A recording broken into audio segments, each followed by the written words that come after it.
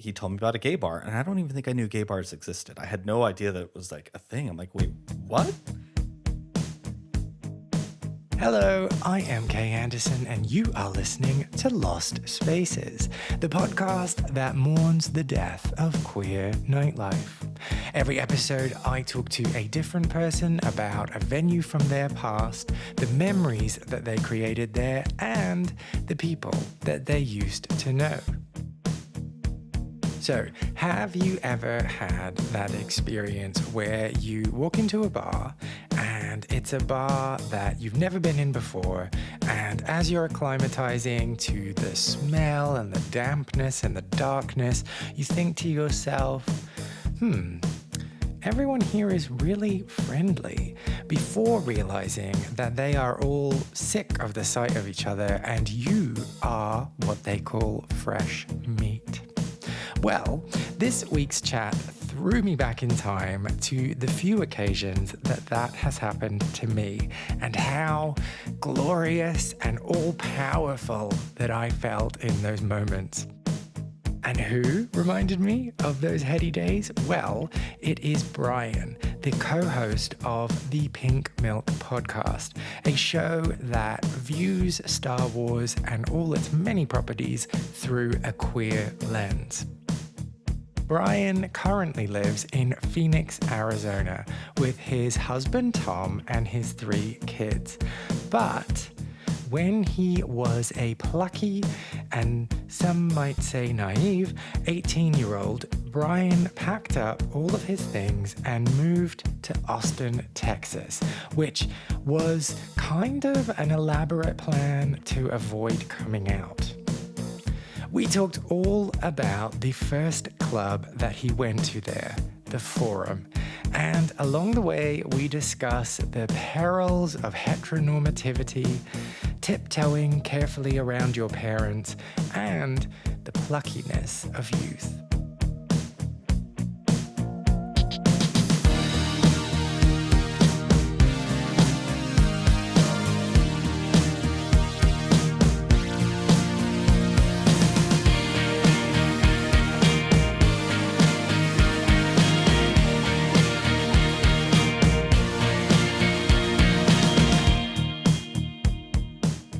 So like 2 weeks after high school, I had been saving money. I used to wait tables like overnight. And so I was an 18-year-old kid, and this was 1997, and I had saved up like $2,300, which to me was like I could go buy the world with $2,300. Yeah. Not having any idea about anything. And I needed to come out, but I didn't know how to come out. And I had never really gone anywhere. Texas was the only other place that I'd ever been in my life. So I'm like, I'm just going to go to Texas. Okay, but did you know that Texas wasn't the best place to be gay? No, I had no idea. Okay. And I luckily I went to Austin. So if people know Texas, Austin is like their tagline, at least back then, was like, let's keep it weird. So it was, I got lucky in that regard because it's like it's the outlier in Texas. Yeah. But let's be real, it's still Texas. So I am telling you, I was so naive. I packed up my bags and filled up my car. I didn't even tell my parents I was moving because to me, I'm like, I'm 18. Of course I'm leaving. I don't like it's so ludicrous. I show up to Texas. I didn't know you had to rent an apartment. I thought you just went and got an apartment. So I show up in Texas and saw a sign for this little apartment building. And I was like, oh, yes, I see that you have an apartment. How much is it? They tell me, okay, I would like to move in. When? Like now?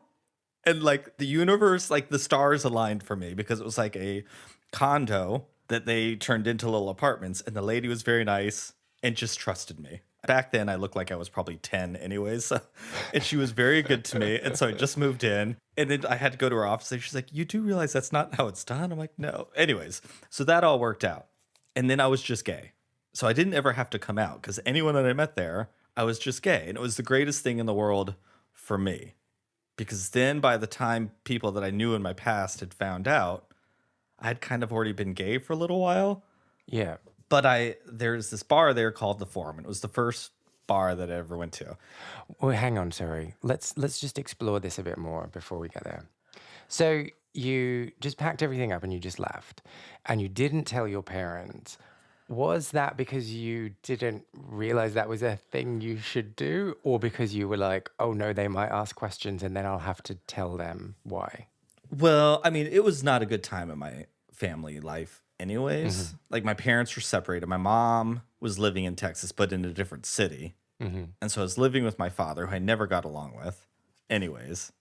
And so maybe some of it was also running away from that without Mm-hmm. realizing I needed to run away from it, if that makes sense. Um, and then my dad just didn't, because my dad's, well, we don't talk anymore, but like at the time he was just kind of a mess. So I don't even think he really cared. And then think I told my mom like while I was on my way. And there was no cell phones back then. There was, there was none of these Well, there were things. cell phones, but they were like this big Okay, and no that's one true. had them. That's true. And so then what did your mum say when you told her? I think she was just shocked, but at the same time, I'm not sure if she was shocked. Because I've always been a person who, once I make up my mind, I live in my head for so long Yeah. about it, and I plan it like as much as to the ability of just showing up to a state thinking you can just get an apartment anytime. But in my mind, that's how it works. Well, I So was I had going to made say that doesn't sound very planned out. but in my mind, it was planned out. Like, thank God. Uh-huh. Like, whatever's out there in the cosmos was clearly looking out for me during this time because it could have been a very different story. But yeah, I don't know. I think she was also just kind of proud that I just went and did it. And I look back now and I'm like, I was an 18-year-old kid who knew nothing. Mm. And I look back, I'm like, oh, I'm kind of proud of that kid. That's like a really that's a bold move. Good for you. Not to put too much on the 18-year-old you, but it's nice when you don't overthink things. You're not worried too much about the consequences, and you're just like, well, off I go. Let's see. And I kind of miss that about being young. 1,000%. 1,000%. Especially now in this new life that I have found, like that's all gone. So weird. Oh, responsible adulthood. Ugh, Uh-huh. ugh. Right? Who needs it? And then so like I'm assuming there was like no prospect about jobs or anything like that. Did you just go out and hustle the next day? Oh, no. See, well, it doesn't make sense because there was planning involved. I just don't know why I didn't feel the Just need not to tell the my right parents because planning. I was working at Target, which is just like a Yeah. department store type thing, right? Uh-huh. So I transferred. I had worked there for a long time, so I transferred to another store, but then I transferred to the wrong store. So I show up to this thing thinking I was supposed to work, and they're like, "That's a different store." And I was like, "Oh, well, can I just work at this one? This one's closer to my house." But that's where I ended up working. And, like, I feel like maybe because I looked like I was 10, it was beneficial. So what? So you said like, oh, can't I just work at this one? And they were like, yeah, right. Uh-huh. Wow. It's so funny. I have not told these stories in I don't know how many years. And now that I'm a dad to 3 kids, and if any of my little children behave this way, I think, what is like, who raised you? Oh. How old is your eldest? Our oldest, Jack, is 12 now. Okay, I'll check in 6 Yeah. years and see what's happening. We'll see. If there's anyone who's going to be like me, though, it's going to be our youngest. He'll be like that. No, you're going to hire me because of course you are. That'll be him. Oh no! I wish I had that confidence. Right. So, was it this situation when you were in Phoenix? You were like, I'm not going to tell anyone I'm gay. I'm not going to act gay. I'm not going to be gay. I'm not going to think gay. But now that I'm in Austin, whoa, everything like is out of the box. Yeah. In high school, by my senior year, I think the rumors like were swirling around that I was gay. Mm-hmm. And I didn't actively admit to those rumors, but I also didn't actively try to say they're not true. Well, what can you do in those situations? Like, what is the best way of addressing it? Yeah. Like, if you deny it, everyone's going to be like, well, he's denying it, so he must be lying. And then if you admit it, then that opens the floodgates to bullying, right? I think I'm not, I'm very short, and I was really teeny tiny for How short? the bulk of my life. I'm 5'4". Oh, And wow. my mother, God, we're already off topic. So when I Welcome to remember the show. yeah, it was my first day of kindergarten. And I remember this day like as clear as day. And I came home crying, like I'm sure many kindergartners do. Mm-hmm. And I was crying because they're making fun of me for being little. And I remember my mother just sat there and took like a beat. And she said, "You are." And there was no explanation after that, like literally not a thing.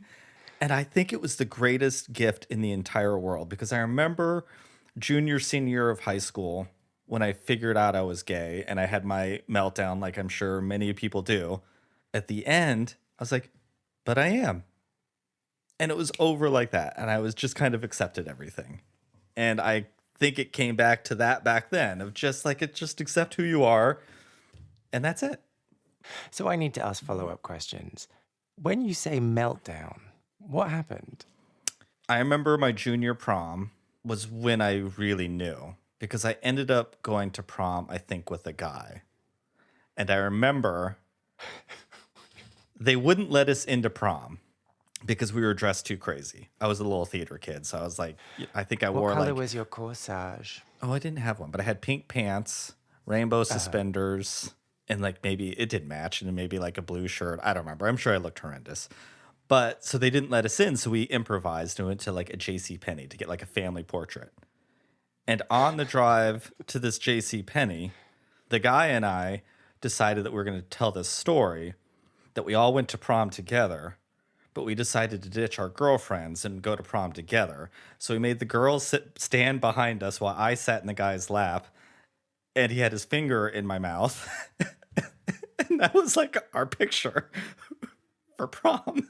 I'm like, I feel so horrible for these girls. Like, oh my God, that's so mean. So you were going as like a double date, but because the two of you were dressed in a weird way, the four of you Yeah. weren't allowed in. Yeah. Ah. Yes. God, that's so annoying. Yeah, it was awful. But like, it's not as awful as me making our dates stand behind us. Like, that's so terrible. So when his finger was in your mouth, that was the moment you realized? Or I think so. I was like, oh, wait, I don't think this is pretend. I think I'm really at prom with this person. And I kind of like it. And then so that night I remember like, and this is not easy, but back then, like I was like, okay, I'm 16 and I don't know if you remember The Real World on MTV. Oh, yes. I know what it is, but I've never, like, Okay. I don't think it was on TV here. So there was this person named Pedro who was like a 20-something living with HIV, and it was MTV's way of introducing it to society. You know, he was a really powerful character. It was really important. And I remember, obviously, I really gravitated towards him. And he had died right around that time, and he was 30. And I remember realizing I was gay, and I was 16 or 17, and putting together that Pedro had died at 30, and my life was already halfway over. Because to me, that's what happened. That you would come out, you would eventually get HIV and die very young. That's what always made me the most afraid. How much I was going to miss out on. Yeah. And maybe that was some of the driving force to get me out of the house so young. I don't know, but like, I think I just was like, I have to go live.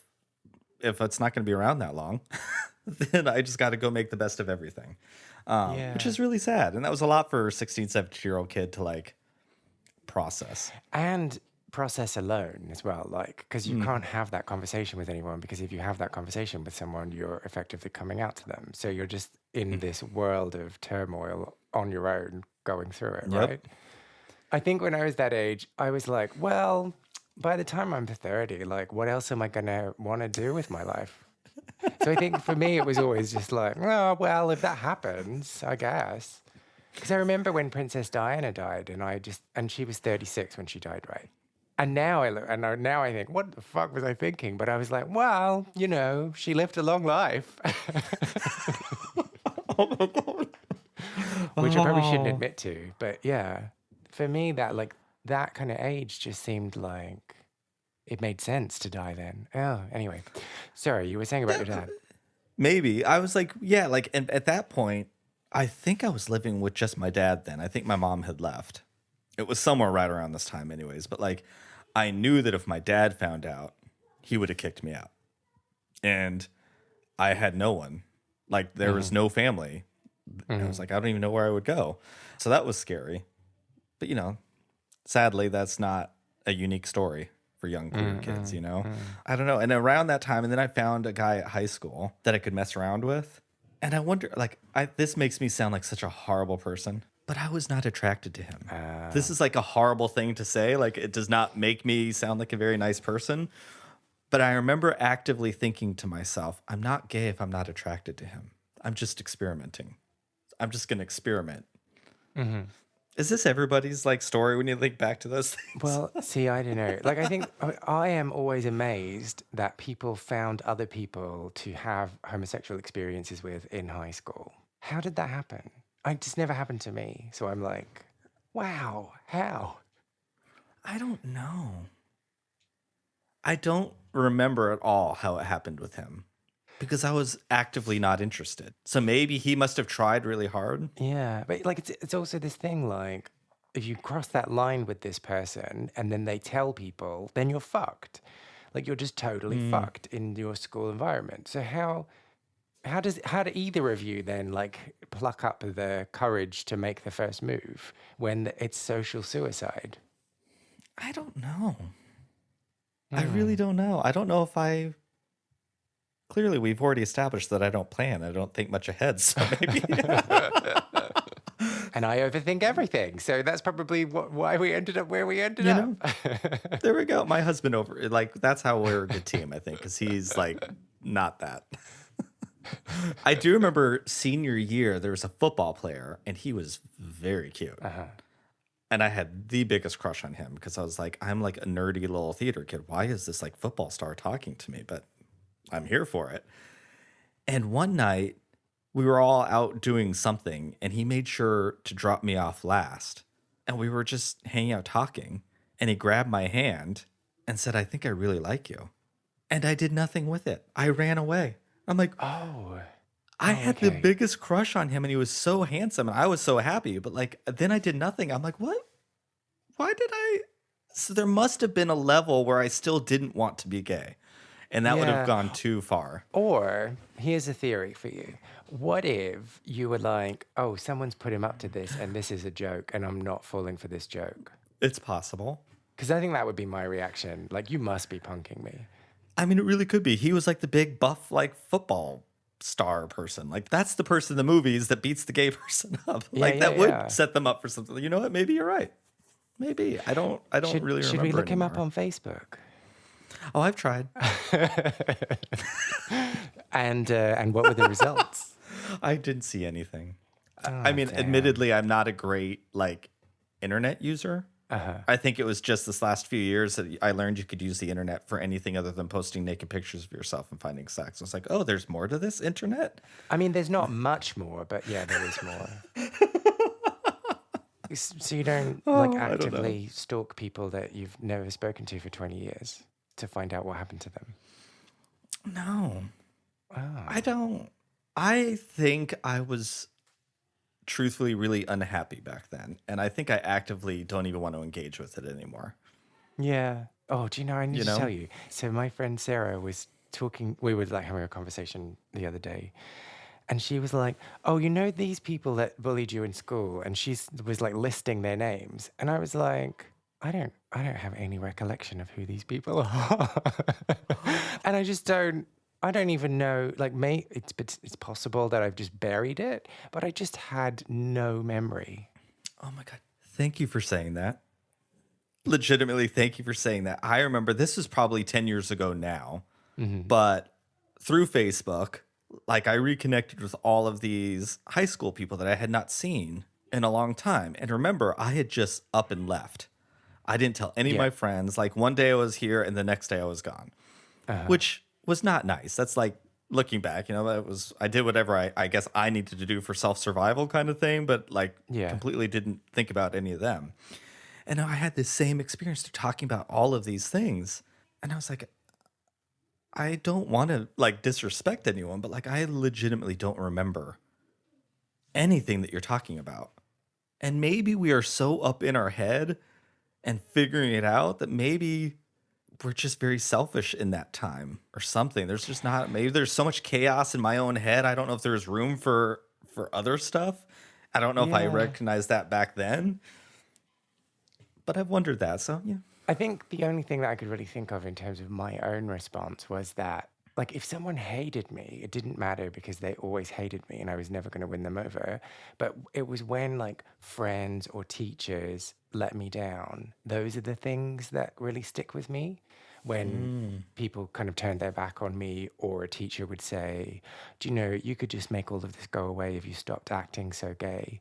Like, those are the things that stick with me. Those are the things that just I trace my torment back to. Hmm. Ah, and the bullying, like, I'm grand if you hate me. Like, you're allowed to, I suppose. I suppose. I mean, I don't want you to be overly hostile to me, but yeah, I think that's why I just don't remember these people. I think about this stuff probably more than I should, to be totally honest. But I feel like something that I've tried working on, like personal growth, especially this last few years, is I think I put up so many walls so I didn't have to have someone decide to hate me. Because again, if I don't know you and Mm. you dislike me, all right. Yeah, yeah. That's fine. I didn't know you, Like, so stay there's I'm not pressed. miss Off you go. Yeah, yeah. yeah, yeah. But like people that you did like or thought you liked or any of those things and then they turn their back. I don't know if have ever allowed myself to have those kinds of connections Hmm. out of fear that that would happen. And I think I've missed out on a lot because of Yeah, that. yeah, and I would agree that I have done the same thing, but you have been married for over 10 years. Yeah, almost 15. So if you've only made this realization in the last few years, how did he slip through the net? Okay. Oh no, yeah. I think there was a part of me that maybe I also stayed away from certain things because I knew this was the life that I wanted. I knew I would find a person Hmm. and I'd be with them a long time because, like, my husband, we literally know everything about each other. Like, we're very, very, like, we have that kind of relationship that literally nothing is ever, we talk about everything and I can be, Do you poop in front of each other though? oh, God, no. Oh, you can't know everything then. Oh, well, okay. I don't want to know that. I have major poop shame. Like, do not talk about it. And now a house with 3 young boys too. Like, it is a battle I will never win, but I'm also not going to give up. Yeah. Okay. No, we don't go that far. But everything else, I Okay. think I always knew that was going to happen. I had met my first boyfriend when I was 19, and I think at the time I thought we would be together forever. I thought that I had met that person I'll be with forever, and I can be the one gay couple that has stayed together forever, and we can say we've been together for 50 years, and like we can prove to the world that like two guys can be together, right? Like Uh-huh. that's real healthy expectations to put on yourself, but like, and that turned out to be really, really awful. He was a pharmacist, and he turned into be a heroin addict. And was like stealing drugs from the hospital and all this stuff. It was just like I felt like when that happened, my entire life just like fell apart. Because I'm Uh-huh. like, I mean, if people do what they do, that's fine, that's cool. But like, I was never in around that stuff, and especially living with someone and them doing it all behind your back, it was a very weird thing. And I had found him on the floor and had almost OD'd, and I had to like pick him up and carry him to the hospital, and I ratted him out because I thought, and Uh, it was a devastating thing. for 19 as Yeah, and I well. don't, I already didn't trust people Yeah. as much as I wish that I could have. And then it was just like this major, this is why you don't do it moment. Mm. So, Um, okay, so just let's go back one step. So you yeah, talked about wanting to break the mold, and I think yeah, that that's quite a common reaction mm, when you grow up in a particular society that keeps telling you, "Oh, gays, those gays, they're so promiscuous, they're all going to get HIV, they're all going to die. You don't want to be mhm, like that." The response is, "Well, I'm going to show you, and I'm going to go and do it, and I'm going to fall in love, and it's going to be amazing." But the flip side of that kind of mindset is that you might stay in toxic relationships because you're so busy trying to prove a point. which was me.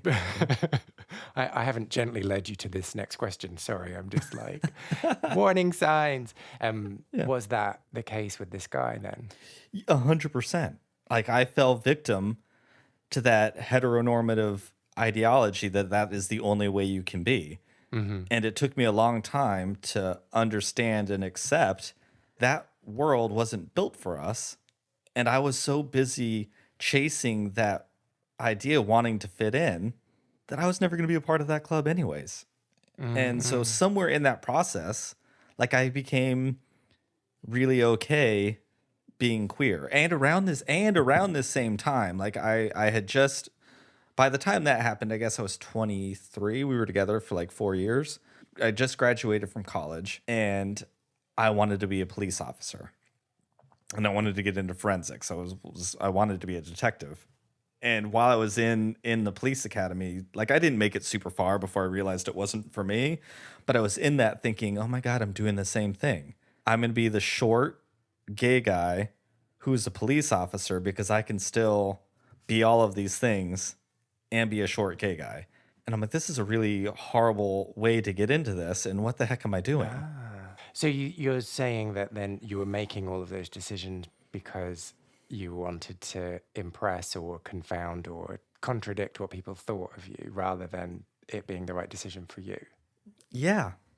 And I freed myself from that around that time, you know? And then I had a lot more fun because then I turned into a gigantic hoe and like had a great time. It was really I was like, why didn't I do this when I was younger and thinner and prettier? Like, come on. Wait, at 25? Hey, we have already discussed about like 36. You might as well be gone anyways. There's not much more to life. Exactly. But yeah, and then I did that for a while. And then I met my husband for the first time, who's now my husband. And life kept bringing him back. And I was just like, I think I needed to go through all of that to meet him. And then together, we were together 9 years. And then we started the adoption process. And now we have 3 kids. And it's just crazy because I think back to that kid that I was 18 who fought for all of these things. And I wanted that heteronormative life. And now somehow I actually kind of have it. But I have it as a very, very out, proud, and very queer person. And I've really learned the balance that you can have both. And it's just this like amazing thing that I feel like I stayed true to who I thought I was going to end up being at 18. And I am that person, but just in a very different way. And I think back to almost 6 years ago when our first son moved in with us. I literally had this life that I always dreamed about that was never going to be for me, but now I actually have it. And so that stuff will always outweigh the bad things. And for me, if I had to go through all of that to get where I am right now, then I guess it was all worth it. Even the really, really dark times and even the really hard things. Like I feel so incredibly fortunate to have the husband that I have. Like we're 15 years together. We're still best friends. I love him more today than I did 15 years ago. Oh, okay. Oh, stop. And now, This is making me sick. but like I know how lucky I am with that, especially as a gay man. Like that just wasn't a part of our story for a long time. Like Yeah. that just wasn't going to be for us. And it's not for everybody, and that's totally fine too. But it's what I wanted. And yeah, I always try to circle back to that. I think about that 18, 19-year-old, 20-year-old me somewhere along the lines accepting society tell me I could never have this life. But look, I had my middle finger up and I got it, even though you told me I couldn't. So let's find out about Bryan as an 18, 19, 20-year-old. So you've rocked up in Austin, you're working at Target, you're embracing the gayness. What was your first act of queerness? Was going to the forum. Oh, And- brilliant. That's what we're here to talk Yeah, about. there we go. I know, right? We got Bring there in the background. There was like a New Year's Eve party, and now I do. I didn't have a very healthy relationship with alcohol. My father was an alcoholic and very abusive, so I was like very afraid of it.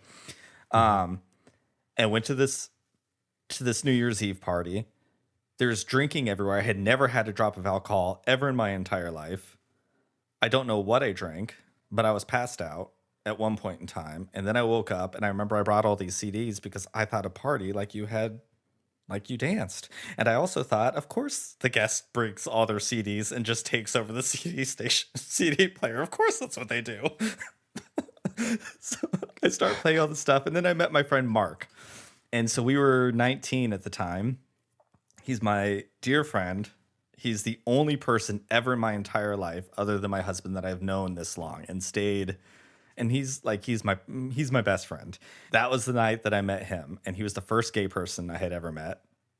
Minus maybe some of these people in high school, but I didn't know they were gay at the time. But Yeah. we were both gay, and I think we probably felt like, you're gay, I'm gay, we have to be best friends. And that's just as simple as it was back then. So he took care of me because I was drunk and didn't know what I was doing. I'm sure it was a complete mess. And we became best friends. And then he told me about a gay bar. And I don't even think I knew gay bars existed. I had no idea that it was like a thing. I'm like, wait, what? He's like, yeah, like gay people go. I'm like, you can go dancing? I think I thought a nightclub was like Soul Train Awards or like Casey Kasem's or Dance MTV. Like I thought that's what it was. God, I was so naive. And so we went to this bar. Hang on. Well, hang on. So you left Phoenix to go to Austin to like live your gay life. What did you imagine your gay life was? I don't know. I just thought I would meet a boy walking down the grocery store. We'd bump carts looking at eggplants or something. And like the birds would spin around our head. We would just fall madly in love. And we would buy a house and put up our white picket fence and live together. I have no idea. I have no idea what I thought was supposed to happen. Okay, so this bombshell has been dropped on you, like Yes. gay bars exist. What were the follow-on thoughts? When do we go? And they're like, well, we can only go on Thursdays because we're 19, and Thursday nights are all age night. I was like, oh, okay. And of course, now it's like, go out on a Thursday. What?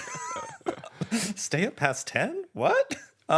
So we went, and I just remember I'm sure I looked a hot mess, but I thought I was cute as all get out. Lord knows what I was wearing, but I like to the nines. And so, of course, to me, it's like the biggest event in the entire world. I was so excited. I'm like saying hi to everybody. I was like strutting down the street, like, oh, this is going to be everything. I can't wait to go down the line. I can't wait for the dance floor to like part ways and we all get to do like our little like dance down the thing. Do like, hustle. Exactly. I legit like thought that was what this was going to be like. Yeah. And so then I go and this was like, can I see your hands? So you show me your hands. You know, they put the big X's with their Sharpie on your hands so you don't drink. And it's like, wait, that was it? like I thought there was going to be a line with a rope that I was going to have to like be approved with what I was dressing. Like what a mess. But anyway, so then I go in and I just remember here I am, an 18-year-old twink who is fresh meat. And every single person at the bar turned their head and all eyes were on me. And I was like, oh, these people seem so friendly. This is so great. Not having any idea what's really on their mind. And I just remember thinking back that this was like a warehouse nightclub with like thousands of people. And I think back in reality, it's probably, 2,000 square feet and there's probably 15 people there. But not like to me, I was living my best life. And I just remember dancing away. Like my friend Mark and I, we just went straight to that dance floor and just started dancing. Janet Jackson's Velvet Rope was like top of the charts back then. I remember I Get Lonely was playing and I was just I was living it. I can't even imagine how ridiculous I looked in real life, but everything, like the spotlight was on me. I just remember feeling so excited. And then I was like, oh, this is what that gay life is. It's not about eggplants in the grocery store. It's about this right now. And I love Thursday nights. Thursday night is going to be like greatest thing ever. Smoke machines and strobe lights. But so Yeah. you weren't like tentative at all. You were just like, yeah, bang, I'm here and I'm going to dance. Yeah. Oh God, it was so great. I thought that's what you did. And this was like, this moment was probably the birthplace of the best part of being gay and the worst. I probably learned my body dysmorphia and all sorts of things in this very moment. I was at the bar getting some water, and I thought he was old at the time. He's probably 36. Let's just run with 36. He's probably 36. Ancient. Oh. And he's like, "You've never been to a gay bar before, have you?" I'm like, "No, this is my first time. Can you tell?" Oh, I was just, Lord knows. And he just sat me down and started telling me about all gay people. He's like, there's twinks and there's muscle queens, there's drag queens, there's this. And he's like, and I'm like, okay, what are you? He's like, well, you're a twink. I was like, okay, what is that? He's like, well, that means, and like legit, this is how it went down. When you go to a bar, you need to find an older guy and you're going to bottom. You're a bottom. Like, what's a bottom? He's like, anal sex. What's anal sex? Like, I had no idea about any of these things. And I was like, oh, okay, this is weird, but I guess so. I like, what do I know? He's the old man telling me what to do. So, okay. And Wow. I just assumed that's what it was. So I went back, and then it was also drag night, I guess, because then all of a sudden the drag performers came. I had never seen a drag queen before. I thought they were just like the daytime talk show things. I didn't know it was real, but I'm like, oh my God, here they are. And it was amazing. And I felt like I was there all night long. It was back then, and back when like bars could stay open till like 4 or 5 in the morning. You know, you left in the dark and you came back as the sun was coming up. And that night, I made out with my first person outside of this high school person. And I made out with a drag queen. And it was the greatest thing because I even knew then, I'm like, this is my first night in a gay bar. I want to make out with a drag queen because I think this is the greatest story in the entire world. I might be telling someone on a podcast about this, even though I don't know what a podcast is yet. Exactly. And it was the greatest feeling in the entire world. I just remember feeling so free at that time. Okay, so it won't surprise great. you that I have follow-up questions. First of all, this older man, was he like hitting on you, or was he just kind of trying to educate you? Okay. I'm not really sure what his motivation was.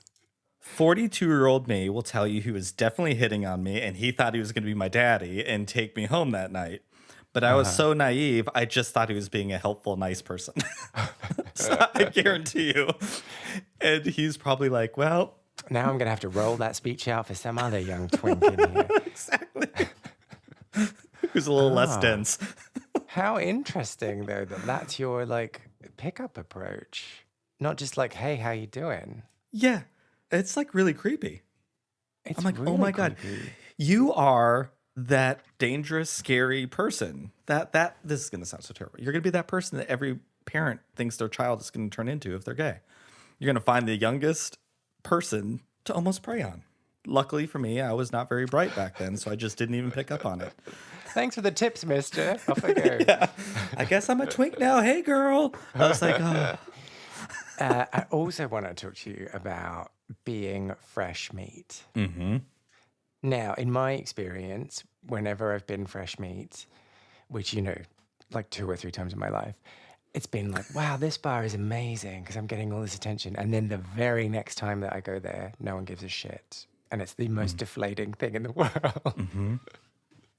Everyone left me here. I'm going to go back. Oh, no one cares. I feel you. I didn't feel you back then because I don't think I understood. I don't think I knew you went to a bar to meet people. Like, I don't think I understood What that the hell you are had they sex. teaching you in Phoenix? I don't know. It's so embarrassing looking back now. Like, how, like, it's also, I mean, it's kind of adorable. Let's be honest. It's also kind of like, oh, cute little baby gay. But yeah, I don't know. Like, I took someone home the last night when I left from that bar. It was the first time I'd ever taken someone home. The last night that you left. What do you Like mean? when I left Texas. I'm sorry. Like, so I okay. stayed in Texas for like a while, but yeah, that night I went home with someone. So you just weren't going there. You were just going there for a good time and not a good time in an undressed kind of way. Yeah, I wish I would have understood you could do that. But I don't even think I knew you could do that because I thought you had boyfriends and you got married and then you had sex. I literally thought that's how it worked. Wow. Yeah. This is what living in a boring. heteronormative society does to such young, impressionable brains. Exactly. It was like I just that bar I think was one of the first things to really teach me that it was okay to be gay, if that makes sense. As much as I was on the surface okay, I think there's still so much internally that really isn't okay. But I started to be really kind of okay there. And then I think I started to learn what kind of guys I liked and what I just think I found a lot of things there. It was magical. So how did it teach you that? It was probably, that's where like I think my body dysmorphia I'm sure came. Because it was the 90s. Of course, all I wanted was like the big buff circuit boys because I probably circle back to that football player from high school fantasy that I wanted to live still. And they didn't give me the time of day. I think I weighed 115 pounds back then. Like I was not the time of day. But I don't think I cared. Because I knew one day, in my mind, I was like, well, one day I'll find the one that's going to fall in love with me, and he's going to look like that, and we're going to have this beautiful life. But I think even in that description that was probably unhealthy, but this is the kind of gay you are, I think I started to learn that there was multiple kinds of gay people, just like everything else. But we don't know that, I don't know. And I started to find, oh, there are people that I could be friends with. And then I think there was people, I'm like, oh, people might have a crush on me. And I still didn't think, I'm like, no, they just wanted to take you home and have sex with you. But to me, they were falling in love with me. Yeah. Late nights at the cinema, walking hand in hand. Exactly. Yeah, exactly. Yeah, It was I get it. going to be beautiful. It was I'm going all to be, in. Yeah. yeah. I think I learned the power of a drag queen back then. And I love a drag queen. I love how they can be whoever they want to be.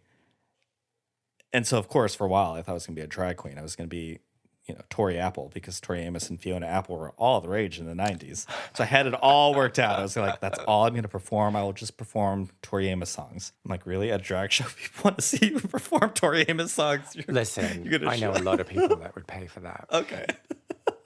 Yeah, I harness that power of a drag queen now. I can be 5'4", 115 pounds, and still walk into a room like I'm 6'2", 240 pounds. I can still walk into a room with that much confidence. Wait, hang on. Let's not say that tall people are confident. But in my mind, Okay, you look all like right. that. Of course you are. I learned a lot from a drag queen. I thank my queens. Can we circle back? You've just made a comment about when facing rejection or facing disinterest from men of a certain body type, you were okay with it because you were saying well, it's okay because one day I'll meet the one. And up until now, we've definitely bashed heteronormativity and this notion of the one and this kind of the way that children are indoctrinated into culture to think of romantic relationships as an end unto themselves. But hearing you say that statement has made me think about how actually that gave you hope, Maybe. and that gave you something to cling to. Maybe. And maybe because in that rejection and the power of the drag queens, I knew I was going to be enough for somebody someday. And they missed out. Because I know and knew that I'd be a really good partner to someone one day. And let's be honest, you want to be attracted to someone. But after a while, it's not about that anymore. It's just so not about that. My husband is absolutely beautiful and gorgeous, and I'm very lucky. And I definitely upgraded. He downgraded when he found me. Wait, am I supposed to argue with that? Sorry. No. I don't know what he looks like. No. He was my number one in Phoenix. I thought he was the hottest person I had ever seen in Phoenix. Legit. Before we met. And I'm like, oh my God. Okay, And we're then I getting way got him. late. But anyway. I know, I'm sorry. Yeah. So, what was the question again? Oh, the confidence in the people. I think yeah. I do. I think in somewhere it gave me hope that it was going to be okay.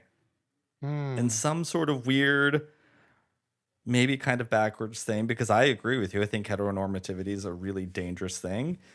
I mean, chances are my 3 boys will, find a lovely wife someday. They're most likely not going to be gay. If they are, hey, great, wonderful. But they're not going to be raised with that expectation. And I really hope, because I think heteronormativity, that idea is dangerous for everyone. I mean, look how many divorces happen. It's so baffling to me that the success of marriages is less than 50%, and yet we're still peddling this oh yeah, you should grow up and get married. But but why? Well, why? How many of those 50% that fail are because of an affair? I'm like, why don't you just go let them have a one-nighter somewhere?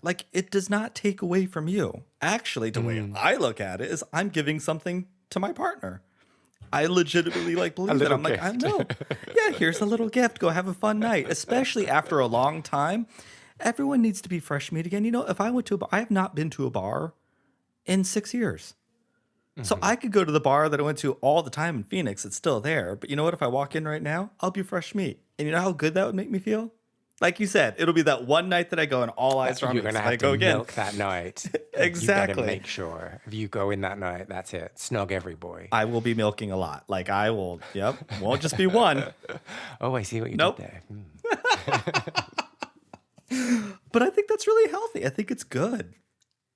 To me, and if other people want monogamy, hey, that's great too. But don't find someone who doesn't believe in monogamy and you do and think you're ever going to work out, because it's not going to happen. Go find another person who wants that in their life. Yeah, but I mean, it's so difficult because the shame of non-monogamy is so great that so many people don't disclose that they don't want to be monogamous. Or they don't even like recognize that they don't Yeah. want to be monogamous because they've been taught that they must be monogamous. And so they've never questioned that. Yeah, I mean, I remember when Tom and I first started having that conversation. It was really hard. Yeah, it's really hard because it's like, am I not enough? When it's not about that at all, is it? No, 100%. Yeah, I just remember I'm like, but at the same time, if we don't have this conversation, it's inevitably going to happen anyways, most likely. And then we lied about it. So I'd rather just be upfront and honest. And if one of us said no, we'll tackle that then. Like we'll tackle it because it's not easy, especially not at the beginning. It's like there's a lot of boundaries that you have to do. But for me, I think for whatever reason, because of the heteronormative ideas of life, like that is this most cherished thing, right? Like you can't ever come back from that. Like you can come back from so much more. Like it's really sad, at least in the US, I feel like it's more appropriate for someone to come back to a spouse that beat them because maybe it was just that one time and people can grow and change and learn from that, but they had an affair on you, get them gone. I'm like, oh, that's just like a really dangerous, and again, that's probably a very broad stroke statement to make, but I just feel like in society, that's like, and if you can be that honest with someone about that most cherished thing, and you can be open about that with your partner, then you can be open about everything. And Lord knows if you're with somebody for a long time, you're gonna grow and change as people. And now you've learned to be very honest, hopefully. I'm going to just point out that you and your partner don't poop in front of each other, so you can't be honest about everything. True. There are no brown hankies in my closet. Nope. No tea, no shade to anyone who has a brown hanky. Good for you. Own your truth, my friends. I mean, you kind of have.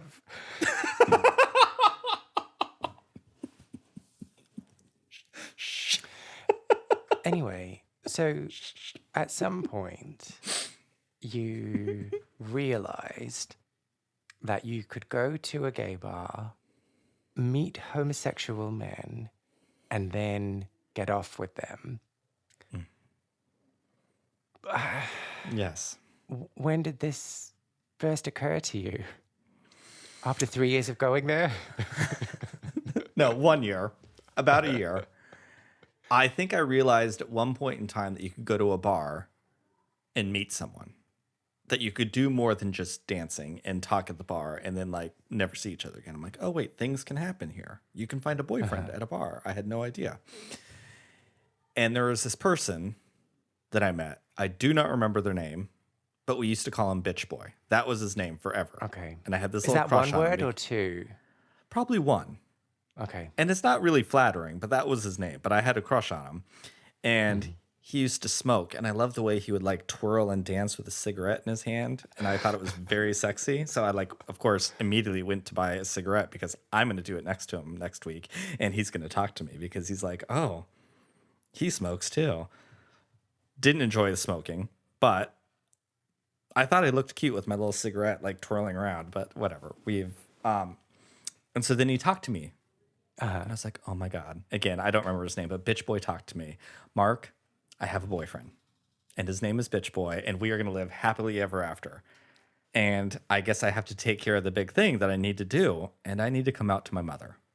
So I called my mother like a day or two later, and I had to come out to my mother because I had a boyfriend, and we were going to be together. Because he talked to me one time at a bar. Wow. And so how did this conversation go? Was your mum like, so what's his name? And you were like, his name is Bitch Boy. Yeah. And how long have you been seeing? Well, he just met him.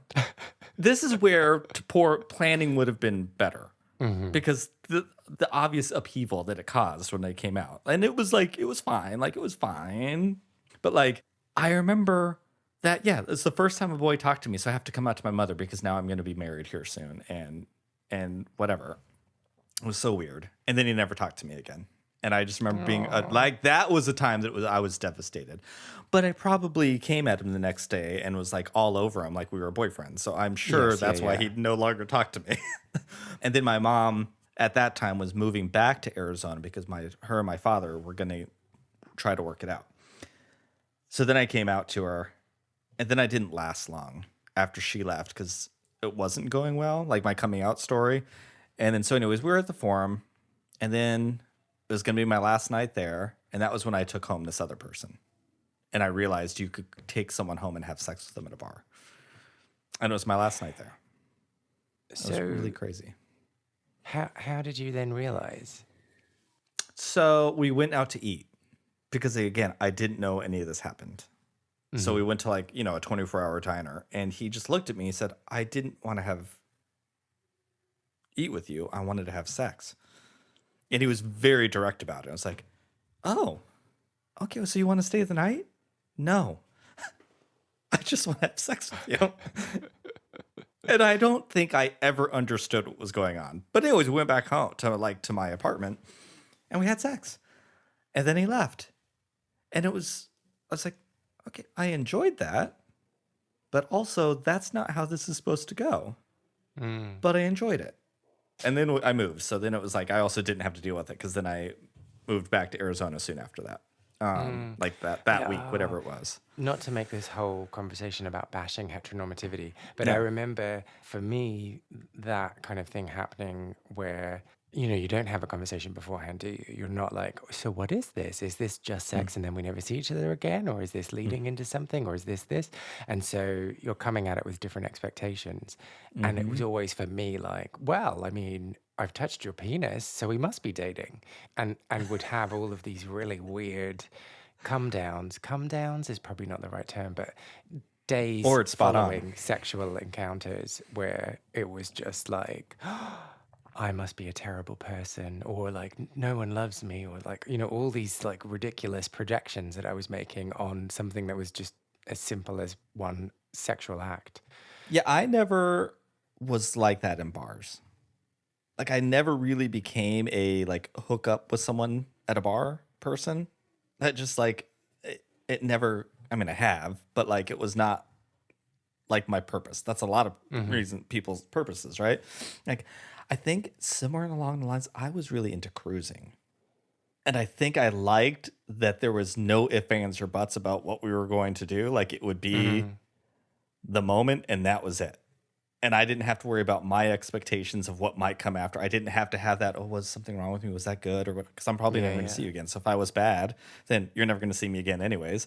Or if it was great, that was that one great time. And it was awesome. Yeah. Like, I've always had this thing in me that I don't know if it's good or bad, or maybe it doesn't have to be either one. But like, I always had everything like segmented. And there was very little cross-pollination with things. And like, so sex just became sex. And that was it. And to me, like, it was even separate from a relationship until I met my now husband. I was like, oh, wait, these two things can kind of go together. And it's really great. And then to try to figure out, like, being a little more open, that was a process to go, okay, no, I can have this and I can still have that. I can have sex with strangers and I can still have my white picket fence of my home life and have a husband. Yeah. And they can be two separate containers, but those two containers can still live in me and I can have it all. And this is like really like, it's this amazing thing. Yeah, and not feel the need to suppress one or to be Yeah. dishonest about one. Because I remember even with Tom, I remember once early on, he was like, I don't remember what we were watching something. We were watching some movie or whatever, and someone said the word making love, and we just both started cracking up. And he looked at me and was like, please don't ever tell me you're going to make love with me. Like, I am not interested in that. I want to fuck. And I don't care how long we're together. I just want to fuck. We can love each other another time. But when we were doing that, like, and I was like, oh, God, we are perfect for one another. It's like, and like, So I don't even think in our own relationship, I still think they're actually separate. But like thinking about living your life in segmented ways and everything having its own box, was that difficult then with Tom to be intimate and loving and soft? Soft, that's such a gross word, but like expressing that side and then also having sex. Mm-mm. I think he was kind of the same way.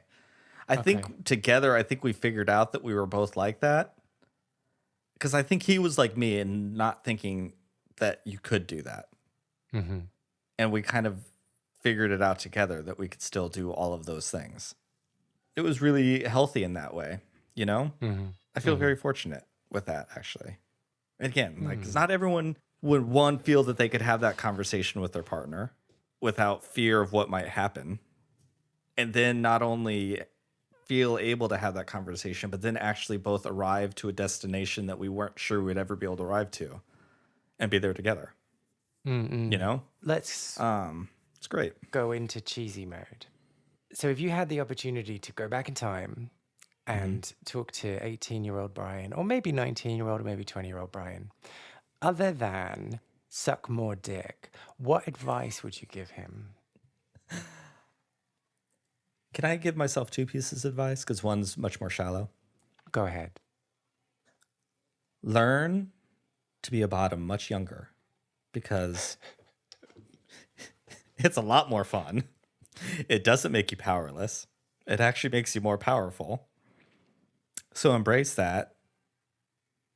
Practice safe sex, but be a bottom for a long time because it's great. Um, I think I would tell, oh God, this is going to sound so like after school special. Lean in, lean in. Yeah. This is the question I asked. Just go full hog. I think I would tell Bryan that that idealistic life that you want, that you feel like is never going to come, is going to come. And you're going to be really incredibly happy. You're going to have an amazing person. You're going to find your person that you're meant to be with in your life. And he's going to treat you so incredibly well.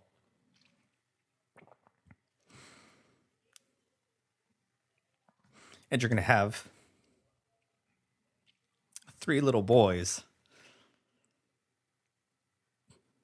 that are going to change you and make you a much better person. And that all the trauma you've gone through in your life, you need to go through those things because you don't know you're going to have 3 little boys who went through a lot of trauma too. And you're learning to have you're getting your tools to help your kids. So maybe they don't have to be as scared and unhappy for as long as you were. And then maybe as a dad, you can prepare them that they can learn to live with that trauma and it doesn't have to define them forever. And they're going to have a really happy life their whole life. And they're not going to have to go through the dark stuff that you did. Do you have any memories of the forum or clubbing from your own queer scene that you want to share? Well, if you do, please get in touch. I want to create the biggest online record of people's memories and stories of queer clubbing. Go to lostspacespodcast.com and find the section Share a Lost Space and tell me all about what you got up to. You can also reach out to me on Facebook, Instagram, and Twitter. My handle across all platforms is Lost Spaces Pod. Whilst you're there, find out more about Bryan and his podcast, Pink Milk, on Twitter and Instagram, where his handle is Serving Pink Milk. Lost Spaces is not only a podcast, but it is a concept record as well. I have been writing songs about queer venues and the people who used to live their lives there, and will be releasing songs over the next year. You can hear the first single, which is called Well Groomed Boys and is playing underneath my talking right now on all good streaming platforms. If you enjoyed this episode, I would really appreciate if you subscribed, left a review on your podcast platform of choice, or just, told people who you think might be interested in giving it a wee listen too. I am Kay Anderson, and you have been listening to Lost Spaces.